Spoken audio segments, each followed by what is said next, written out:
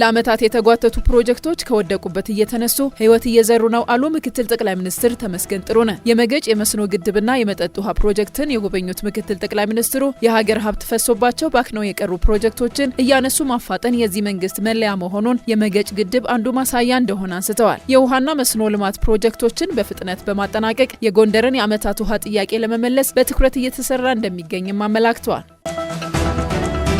የቪዛ ጊዜያቸው ላለፈባቸው ትውልደ ኢትዮጵያውያን የአሜሪካን ዜጎች የተደረገው የቅጣት ምህረት የመንግስትን ዜጋ ተኮር ዲፕሎማሲ በተግባር የሚያሳይ ነው አለ የኢሚግሬሽንና ዜግነት አገልግሎት። የአገልግሎቱ ምክትል ዋና ዳይሬክተር ኢንጂነር ጎሳ ደምሴ እድሜያቸው ከ18 ዓመት በላይ የሆኑ ትውልደ ኢትዮጵያውያን የአሜሪካ ዜጎች ካለባቸው የቅጣት ገንዘብ በግማሽ ከፍለው ወደ ህጋዊ የቪዛ አሰራር መግባት እንደሚችሉ አብራርተዋል። በዚህም ትውልደ ኢትዮጵያውያን አሜሪካውያንም ከዛሬ መጋቢት 15 እስከ ግንቦት 15 ቀን 2018 ዓ.ም ድረስ ባሉ 60 ቀናት አስፈላጊ ሰነዶችን በማሟላት አገልግሎቱን ማግኘት ይችላሉ ነው ያለው።